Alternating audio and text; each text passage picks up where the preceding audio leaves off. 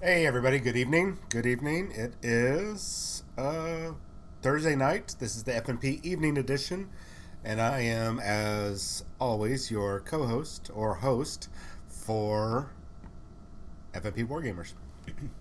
So you're seeing a blank screen up there, and I know two evening shows back to back. Cool. I'm gonna give a chance for a couple people to log on because I forget about these weird. The once I go live, it's not the same thing as when I have the we're about ready to start screen up.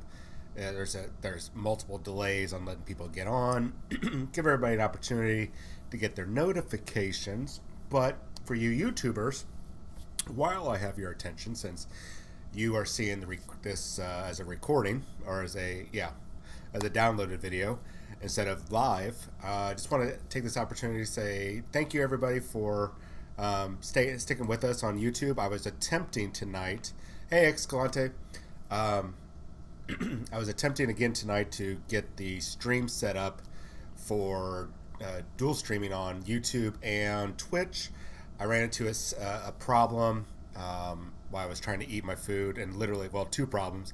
Spilt my food on my desk here, and I messed up the restream channel. So I ended up logging myself out, and I have to get the information from Jonathan to relog myself in. So I'm going to give it a test try probably tomorrow night.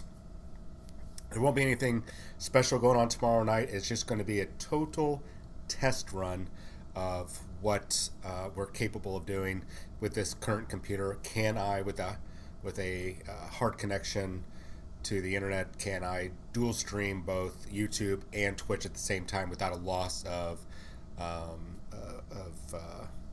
frame rate? So let us talk about some absolutely amazing stuff that dropped today during the Atomic Mass Games live stream on Twitch, oddly enough.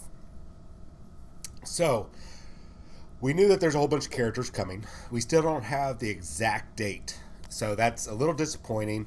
There's some rumors, some whispers that Okoye and Shuri for the Wakanda um, faction or allies or allied faction alliance team are going to go on pre-order or on sale on the 24th. I'm actually thinking now it's probably around, it'll be next week that they're going to go on pre-order for the following week, so the first week of January release. Venom might be along at the same time, so we'll cross our fingers, because when Black Panther came out, also the New York City terrain set came out at the same time. So we might actually see Venom and the Shuri and Okoye box set drop. This is interesting news because some of these people dropped the information today on their live stream. So we got to see, and I'm going to put it up here in just a moment, that nice, lovely blank screen there. So watch that. Shuri and Okoye, they revealed not only the miniatures, well, we've already seen the miniatures. They showed us the sprues and what comes in a box, that which includes their character cards and their crisis cards. It's crisis cards, right, Escalante? I'm pretty sure they're called crisis cards, or little. You get a bunch of cards you get to play some extra actions on. I'm pretty sure I got that terminology. I'm still trying to learn all the terminology. So, what did we? And we at the end of the show, they also revealed, and I think I messed up my order here. I should have labeled my picks. So I think we're actually going to see Venom first. That was a special treat that they gave us. They weren't intending to do it, or they weren't intending to do it, and they still revealed the full Venom lineup for us. So we got to see his character card, and we got to see his special crisis cards. So big reveals today, and not only did they show this to us, but it was clear enough that I was able to get some screen captures. You might see a couple of Will Pagini's fingers or thumbs in the way. I did my best to try to edit it out. So these are just screenshots edited down from the live show. So let's go ahead and jump into this, because I don't want to be on too late tonight. I need my beauty rest. So first, let's not do that one. Let's do Venom. Okay, so I'm sorry for the little haziness. And I want to go ahead and first start off that you can see at the bottom that there is another power, another ability. I'm just going to tell you right now that that ability at the bottom is Venom having the wall crawler ability.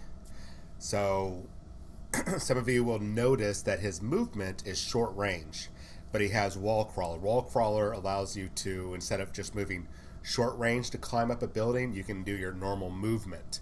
Everybody else that doesn't have wall crawler or fly have to use the short movement tool. So why did he have that? They said in the stream that they put that as a placeholder for in the future there might be something that he will be able to access with wall crawler, maybe another game mode or something, maybe a team ability. Everybody with wall crawling gets bonus XYZ. So it's just there. It's really one of those. It's an innate ability that doesn't do him anything at this particular point in time, but it will in the future. So let's look at this beefy guy here. Let's start with his stats. Okay, he starts off on a healthy side with 7 wounds, as you can see. Short movement. He's a size 3 character, so he's big. Not as big as the Hulk, but he's bigger than everybody, the average characters. And he only cost 4 points. His threat level is 4, so I just say 4 points for those that are more familiar with a point type system. So his defenses got 4 physical, which is amazing, 2 energy, and they kind of describe this as, since he's the symbiotes are very vulnerable to sonic attacks or energy attacks, fire and such like that. They wanted to portray that by giving him a lower energy defense. And then he's got a mystic defense of 3, which seems to be kind of about the average everybody has. It's nothing great, it's nothing bad, it's just meh. He just has it. He doesn't have a particular vulnerability to it or defense. Let's get into his first ability, the symbiote tendrils. Range 3, which is really good. 5 dice, no power cost.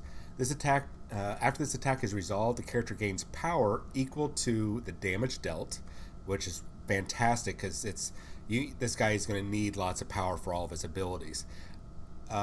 Escalante and anybody else that's on, can you hear when I'm quiet? Can you hear the heater running? Can you hear that in the background? If so, put on there. I will jump up right now and turn that off, as I don't want you guys hearing that background noise. Sorry about that.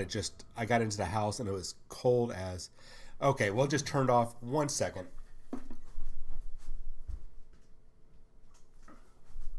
Okay. I got in and it was like 50 degrees in the house. Normally I like cold weather, but I not today. For some reason, I just need it to be a little warmer in here. Okay, let's get back on. So then his next one, I think Escalante and I, and a couple other people, we all agree. We are Venom. It says range 3, 7 dice, and it costs 3 power. After this attack is resolved, this character removes 1 hit from itself for each damage that he inflicts. So this is kind of vampiric in a way. If you play some role-playing games where, oh, I hit you, I cause damage, and I'm going to drain some of your life. That's kind of what's happening here. So with 7 dice, he is bound to cause 1 to 2 points of damage. This guy's going to be really tanky, in my opinion. Really tanky. And especially if you're doing a symbiote tendrils, getting some power, and then activating this ability second, you could really get some great combos. Usually around, I'd say around turn 2, turn 3, depending on how much power you're gaining. And really, I think he's going to be a great standalone character just by himself. You could just pat him on the butt, send him on his way, he'll do his thing, which I think is really fantastic. His first power is Clintar Rage.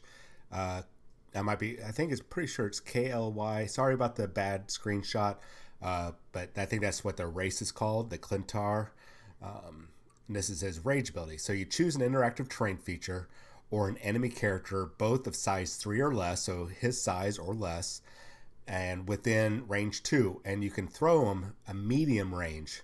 That's a far distance, and it can only be used once per turn. It's a costly. It's 3 power, but if you're rocking him with the Avengers, you can reduce that power cost by 1 if it's his first power that he activates. So there's that to keep in mind. Having him run around with Captain America and a couple other Avengers might be a good idea, especially at a cost of 4. Especially since this guy uses a lot of power, a lot of special powers. You might want to consider having him with the Avengers. I'm not sure what the Cabal does, but this might be a very good idea. So his next power is Web Snare, and you push an enemy character within.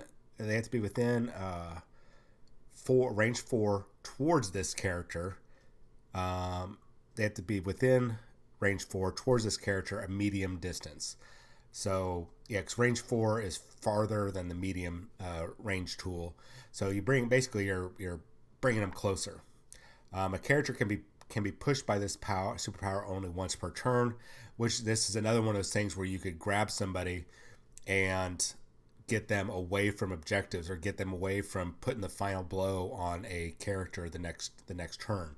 So this guy's going to be good for playing, forcing your opponent to, or basically doing keep away with your opponent's characters. I think so you can push and pull and throw. I'm sorry, throw and pull. Well, they say push, but you know what I mean. So his reactive power costs 2. So many snacks. I guess he gets very hungry, and after an attack against his character resolved, it may use this superpower. If the attacker is within range 3, this character may make an attack against the character, and it can only be used once per turn. That's not too shabby. So that's a very nice reactive power. Very nice reactive power. And then he has innate ability, Symbiotic Instincts. When this character is attacking, the defending character cannot modify their defense roll.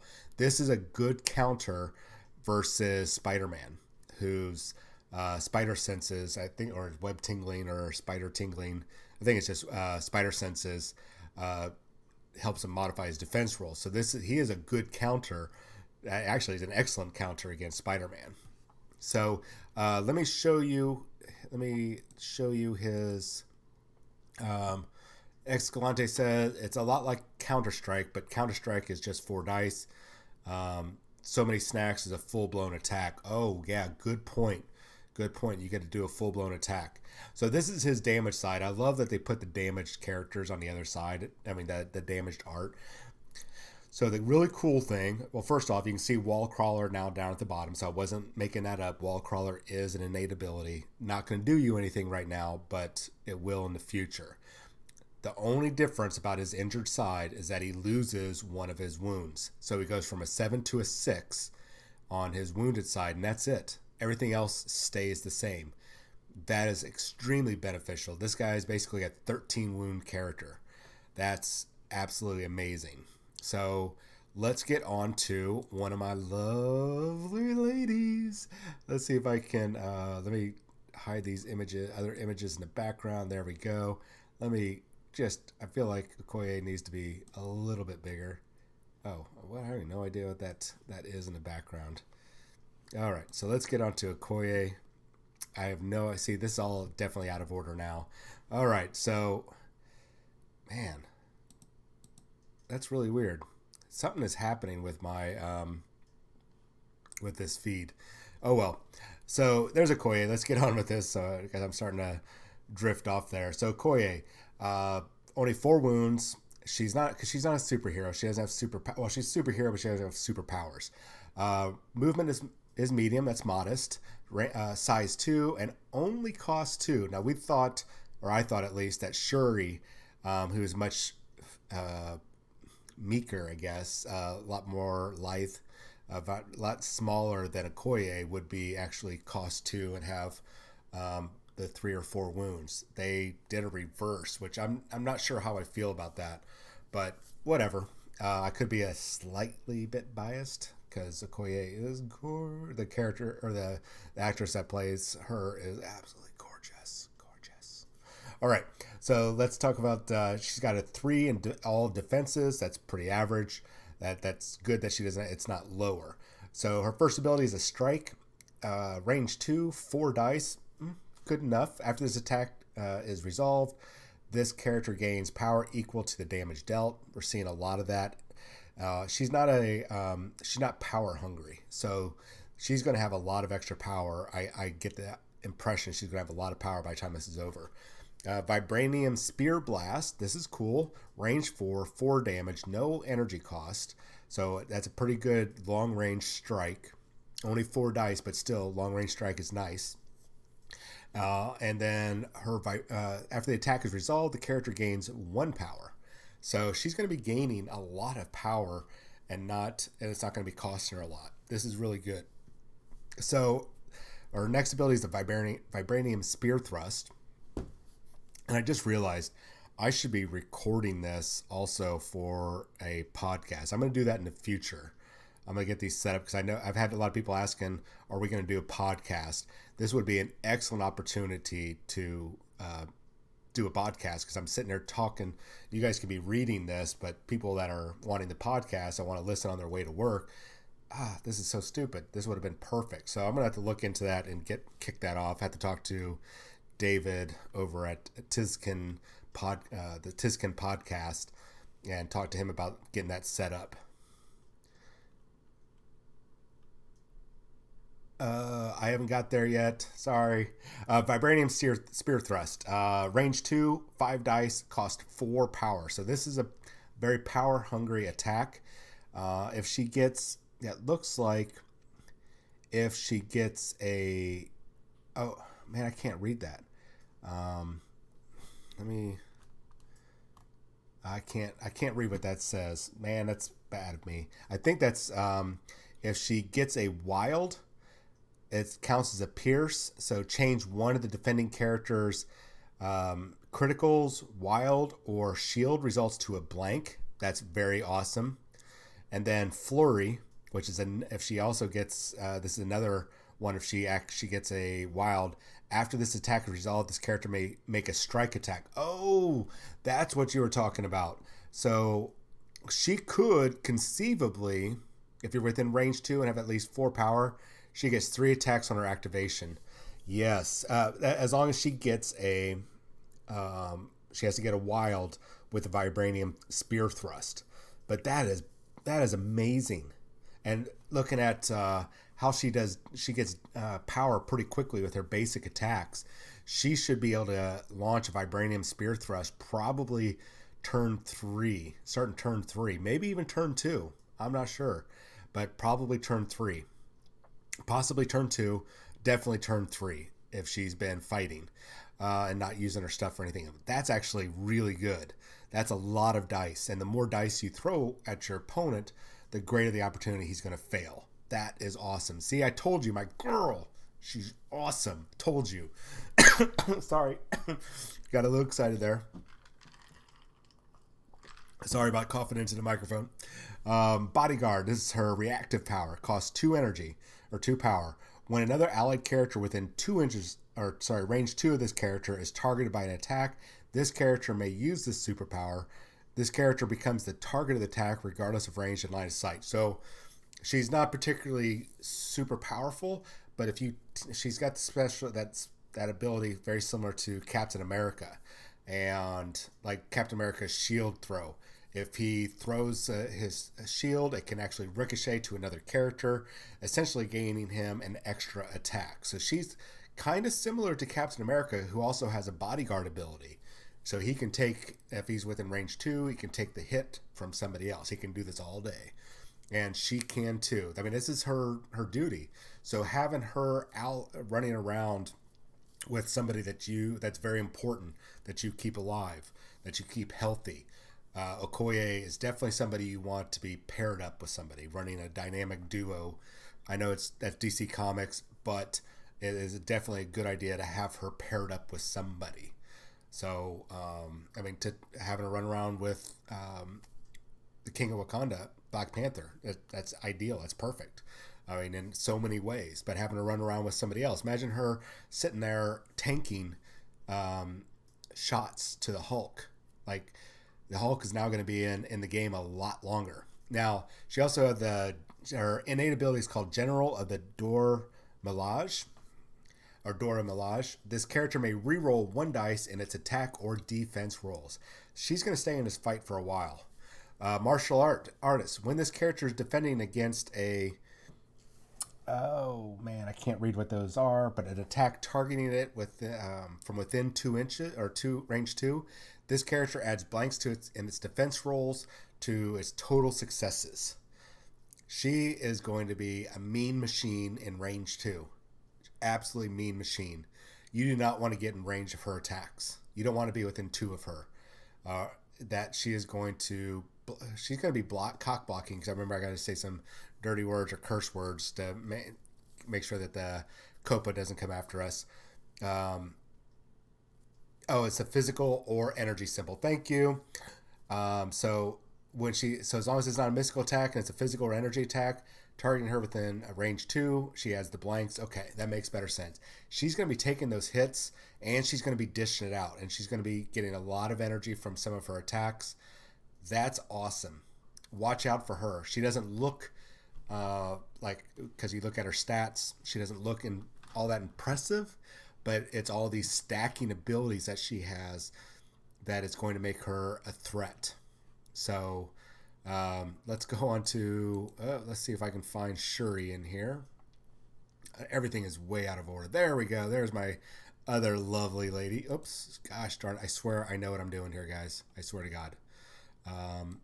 There we go. Got rid of Okoye. So there's Cheri. This is my other girl. She's so cute. In the movie, not, the art is cute too. Sorry. I like spicy girls. So let's talk about Cheri.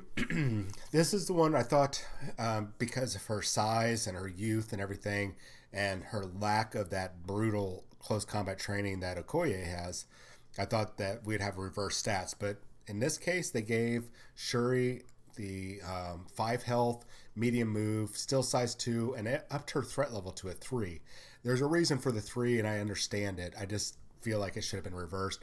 Now, I know in the comics at one point in time or years ago, before Black Panther really got super popular, when it became a movie and everything like that, it was already popular. I realized that. But she had taken on the mantle at one point, or she is now taking on a mantle, or she will be. Who knows with the way that they destroy one universe, and this is the actual universe that all the characters are in, and now we're colliding all these universes. At one point, Cheri was Black Panther. I said it just like in a movie, Black Panther. Brain over brawn. It's really what it is, because and we'll get into that. So let's get into her abilities. Her first one doesn't cost any power. The farthest range attack I've seen, range 5, 6 dice. It's her Panther Gauntlets. If this attack would deal 1 or more damage, it only deals 1 instead, which is okay. It doesn't sound like a lot, but after this attack is resolved, push the target character away, a short range. So think about that. She's got range 5, which is the longest range, I believe. You guys correct me if I'm wrong. Longest range. And now she's going to add the short range onto it. She can essentially be sniping people in the backfield, your opponent's backfield, and keeping them, get back to your corner, get back. You don't need to be out here, Ultron. We don't need you doing your business. Now get back there, get back there. I think that's what she can be doing. She's going to be great for pushing characters away. That is really awesome. And she's going to gain a power for doing that. So, yay, extra power. She's got some pretty steep power costs.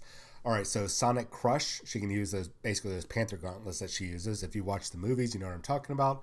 After this attack resolved, the target character gains the Stun special condition. If you get a wild dice, it's Stagger. After this attack is resolved, the target character gains the Stagger special condition.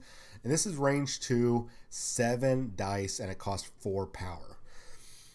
That's costly, but it's a good way to really screw with an opponent's character.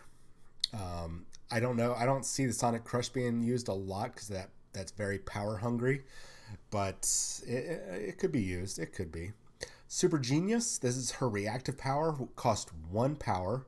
When this character is attacking, it may use the superpower during the calculate success step of the attack. If it does, it may choose to count shield results, which normally you don't get to use in your attack phase if you're the attacker, and instead count them as a hit result, results instead of. I can't read. Can you guys read what that is? You may choose to count shield results instead of hit results as successes. I think that's what that is. So if you only get one success, but sometimes I've made attack rolls and I've gotten like 3 or 4 shield symbols, I can swap. So that's actually really good. I would burn 1 power to do that. I would definitely burn 1 power to do that for sure. Especially if I'm doing an attack like the Panther Gauntlets or the Sonic Crush. I want to, yeah, absolutely. She's got the next one. It's called Upgrades. Power is X. So after another allied character within 4, that's a big distance, rolls attack or defense dice, this character may use this superpower. If it does, you can spend up to 3 power. For each power spent, the allied attacking or defending may re-roll one of their dice. That's awesome. This is where, yeah, like Nam said, is brain over brawn. So you just sit there and just keep building up that power. She's another character I think is going to be great for staying near another character because she can just keep pushing people away. Who's going to mess with her? Who's going to mess with her? Because if she's paired up with somebody and pushing people far away, they can be about their business. And people get too close, she can sit there and boost them up to attack back. So innate ability, Head of Wakanda R&D. Whenever this character rolls dice, after the effect is resolved, it gains 1 power if rolled at least. I can't read it, but she's going to get some extra power. So this is her. She's going to be gaining power. She doesn't have a lot of ways to gain power, but she does have a couple because she's going to be burning through those upgrades. She's going to be another character I really feel like you're going to want to pair her up. Not because she's vulnerable or anything like that. Nothing silly. I see it as she is a support character, just like Okoye is a support character. They can dish it out. Thank you, Escalante. They can dish it out, but they're better. They're better, just like in the movies. They're there to support the king. They're there to help the nation, to help their people. So that's what's being reflected here in their character design. They can still do some attacks. They can still dish it out. They can take it, but their abilities are really about, I would say Shuri is almost kind of crowd control in a way. And where Okoye is kind of a tank. She can't dish out a lot of damage, but she can take and defend against it. Where she is kind of she's a crowd control. I don't know how anybody else feels about this, but I feel like Shuri might be a little bit of a crowd control with her abilities. The stunning, the staggering, the pushing away, upgrading other characters, and when she does have to get stuck in and she pops that super genius, then she could really whoop up, but it's not something that she's going to constantly be doing. So, yeah, I feel like she is definitely a support character in the sense of control. She's an area control, where Okoye is definitely, you want her partnered up with somebody. Shuri, I bet you could leave by herself. You could leave her in position to keep pushing people away, keep kind of an area denial or area control, where Okoye, I think, is best suited pairing up. And if you love running the Hulk, man, pairing her and the Hulk up next to each other, that could be, I mean, imagine the Hulk. I mean, I would essentially say the Hulk just got 8 more wounds having her tank for the Hulk. That's scary if you think about that. Scary. She's only cost 2 points to give him basically another 8 points of health. Think about that. All right, so let's get rid of her card here, and let's take a look at the next thing. Oh, what? Why is that not working? There we go. This is the first of her. I'm going to wrap this up with these last of their cards. This is Vibranium Shielding. As an innate ability that you can play. When this character suffers damage from an enemy effect, reduce the amount suffered by 1 to a minimum of 1. That could be very good. And says Wakanda active. Black Panther or Shuri may spend X amount of power to play this card. X must be at least 1 and no more than 5. This round, this character and allied characters, while they are within range X, that's how much power you had spent, of this character, gains the invulnerability innate superpower. X is equal to the amount of power spent to play this card. So you spend 5 power on this. Everybody within range 5 they get invulnerability. X is equal to the amount. Yeah. Sorry, that's the range. Everybody within how much power you spend gets to use this ability. That's pretty awesome. That's a lot of power. Definitely a lot of power to play. But since Black Panther can pull it off, I think he can get a lot of power. I would have to look at the cards, but that's pretty awesome. That's really, really, really awesome. Probably not so much her, even if she can gain some power, but it's not a lot. I think Black Panther, I feel like Black Panther, I don't have his card handy, can generate a lot of power. Man, it's a handy card. I don't know if I would use it regularly. We'll get into that in just a moment. So let's go on to the next card. I'm going to do 2 more cards, and I've got 2 more bits of information to pass on, and then that's it.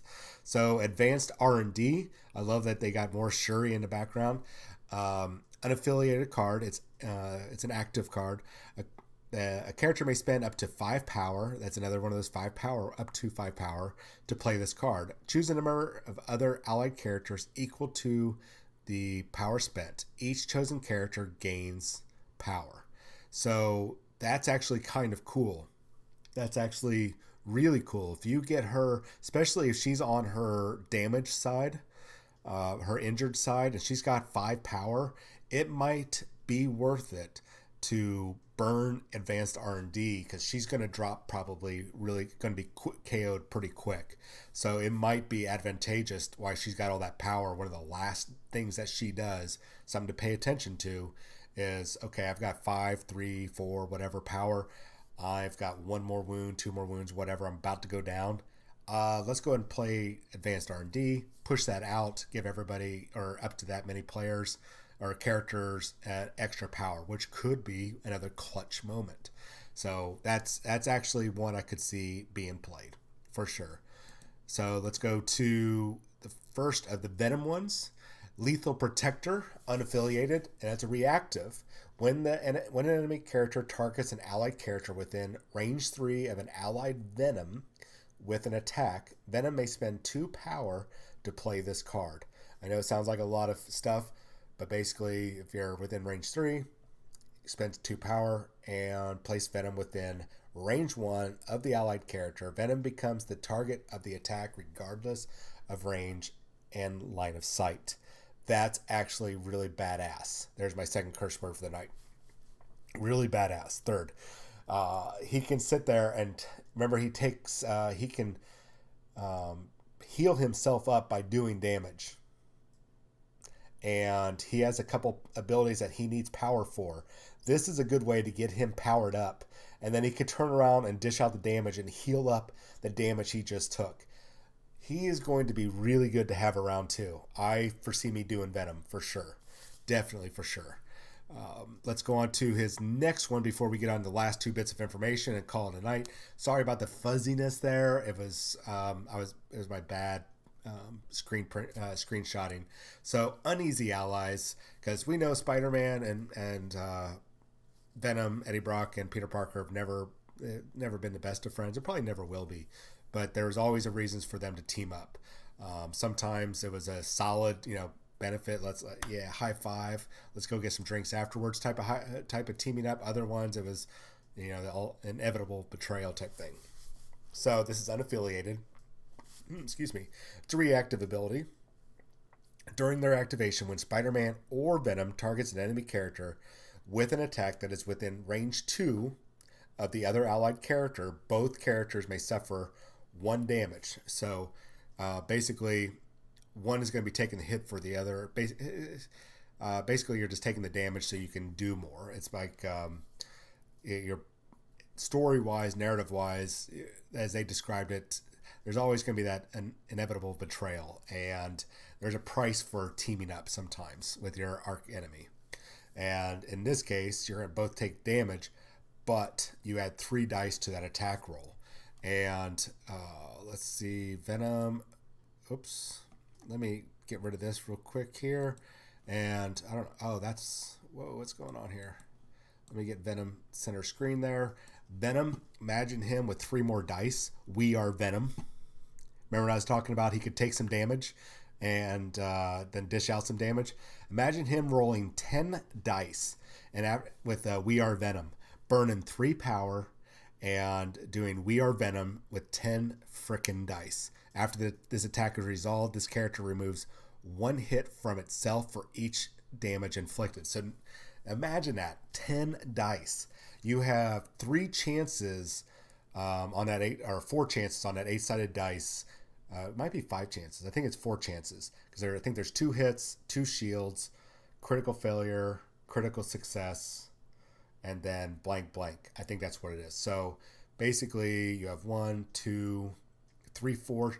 Basically, you have a 50-50 chance on all those dice. So you're probably going to do around 5 damage if my numbers are correct.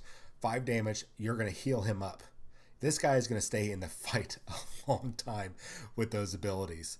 Venom should probably consider putting Venom in your roster. Something I'm going to recommend you do. I'm definitely going to do is take a look with these early release cards or these sneak peeks, if you will. I'm going to go and start taking a look at my roster and see how, like I was talking about last night, build a couple of my teams and how I can include Venom in them. And in this case, I'm probably going to want SpiderMan too. Maybe. I got to see if it's worth having SpiderMan in there to pull off that ability. I think he's going to be fine by himself, but that is a nice little gotcha moment. All right, so that is all I have for the sneaks and leaks and peeks and bleeps and blips. But let's talk about 2 things. So on that live feed yesterday, not my live feed, but the Atomic Mass Games live feed, they actually showed, we were talking about that, the All Will Be Metal Ultimate Encounter, or the raid mode. And they played several rounds. It was 2-on-1, and ultimately the heroes and villains, not Ultron, not the player doing Ultron, the Cosmic Threat character, they were doing so good, scoring points, hurting Ultron, and they probably could have won the game, but they weren't paying attention. And this is one of those things where you really want to take your time, because it's easy with any miniature game to get kind of tunnel vision and forget what you're doing. I've years and years of 40K experience has taught me that, and I still mess up. And the long story short, they weren't paying attention, and the Cosmic Threat character Josh that was running Ultron, Master of Metal, managed to secure the 4 objectives that if he gets all 4 objectives, he blows up the city. Well, today, Nam and Escalante were at the store at the Atomic Hobby Shop. That's where I work at in Cypress, Texas. They played the scenario. Nam was playing the heroes and villains mixed up, and Escalante was playing Ultron. They were running the scenario from front to back, completely not cutting any corners, and just by sheer circumstance, I guess, or just by accident or cunning, so many different factors, Escalante, running Master of Metal, Ultron himself, managed to secure the 4 objectives, and it was just like, oh my gosh, I can't. I could see where I even missed it, and I was sitting there observing the game from outside, and we all, Nam and I both missed at what he was doing, and he managed to pull it off. So it's one of those things. Make sure you read those scenarios, guys and gals, and make sure that you don't get so focused on doing one thing. And remember, I still got one more thing to pass on. You have your crisis cards, and the crisis cards are little special abilities that you get up to, I think 5 or 6, depending on the scenario, or I think 5 is the normal that you have. And these cards they're great special abilities. Here's a couple of them. They're great special abilities that you get that can really enhance your team and really throw a monkey wrench into your opponent, their plans. So you really want to, when you're building your teams, already have a good idea of what cards you want with each character. I know it's putting a lot of effort into it, but if you really want to be good at this game, it would behoove you to take a look at the different combos you could pull off with the cards and the characters, and then individually, and then look at character combos. Remember, I keep talking about the dynamic duo, the duo. That is something that you're going to want to take under consideration when you're building your teams. It's a good idea to have basically a chart. These two are good together. These three are good together. This one is definitely solo. Here's the abilities I think work well with them. That sort of thing. I know it's a lot of work, but it's just like playing any other game. If you're going to get good at it, you really want to understand and get in depth with the game, you need to go ahead and start looking at the numerous combinations that you could pull off. And not just be fixated on, I only want to play heroes, I only want to play villains. Look at the different combos that you might be able to pull off from the interaction with the other characters. But always keep in mind having a team affiliation. So you always need to be 51% or higher. Or like Nam, perfect example, Nam forgot that he had all those 5 or 6 cards. And he totally forgot that he had those crisis cards. Anyways, so take a look at the cross affiliations. First, I would say if you like heroes or you like the villains, go ahead and build your roster, always with your favorite character or characters, and start assessing who works well together and what crisis cards work well with those combos. And then once you have both sides done, now you can have a very good understanding of both sides. And now you could make an honest assessment of this villain and this hero, or these two villains and this hero, or vice versa. They all work well together. So you can start building from there, and you can get some really great combos if you just take the time to analyze it instead of just focusing on your one favorite character or your team. Always go with your favorite because you're going to have the most fun playing those characters. So just try to find the best combo possible. You might have to pull out 1 or 2 of your favorites and leave the rest to put in some other ones to have a better combo. But it's still a learning experience. Okay, so last thing, so I can get going here. You guys can enjoy the rest of your Thursday evening, watch some TV, go to bed, take a shower, do some dishes, whatever. There is a app out there. It's for list building for all sorts of miniature games. Warhammer, all the Games Workshop games, Malifaux, Infinity, Star Wars Legion.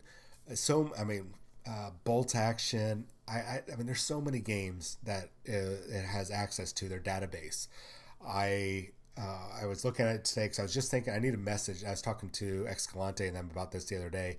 I need a message BattleScribe to see when they're going to do Marvel Crisis Protocol. And sure enough, when I had to reload Marvel Crisis Protocol today. I was having some difficulties with it, so I just reloaded it. And sure as shit, there's curse word number 4. I think that's my max. They had already put Marvel Crisis Protocol in there, full stats with all the different characters, and so you don't have the character card. You'll need those when you're playing a game. You need to show up with those because your opponent might not have them, and they need to be able to look at that card.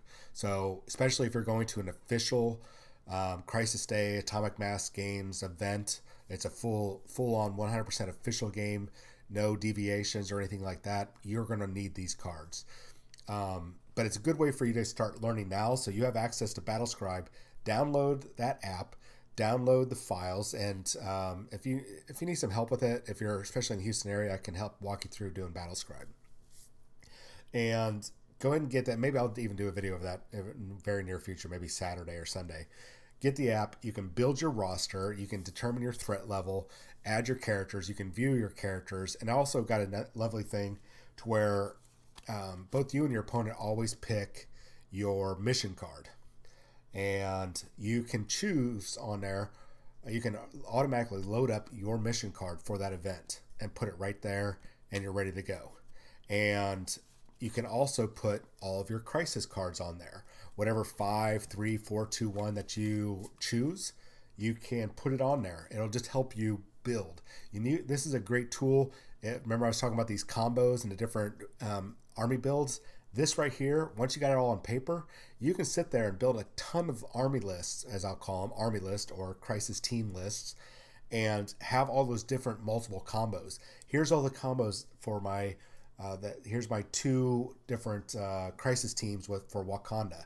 or having Black Panther in there and their characters. Here's my Avenger teams. Here's my Cabal teams. You can kind of start building on those, so you know, oh crap, this scenario, I need to run this team. So you can already pull it up from your roster and be ready to go. So that's something really to consider. And I'll probably do, maybe tomorrow night, I'll take the time to go ahead and walk you guys through the list building on Battle Scribe if you haven't already done it. All right. So with that being said, I'm going to get going because I really am tired and I got splinters to take out of my hand from all the work I was doing up at work today. Literal splinters.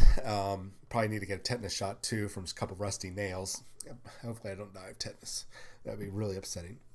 Anyways, hopefully tomorrow or Monday I should know when all these models release. I think they're going to release at the end of the month / beginning of next year. I'm thinking the 29th, not 29th. I'm thinking the 3rd of January as of right now. I think they're going to go on pre-order next week, and then they'll be available the first weekend of January. And that'll put us up with about 3 weeks, I'm hoping, for the next wave, which should be Thor and Valkyrie and hopefully Loki and Hela. So we'll see. All right, with that, I got to get going. I'm serious. I'm definitely going. You guys have a good night. Thank you guys for jumping on and chatting with me. Tomorrow morning, we will be doing a normal 9 a.m.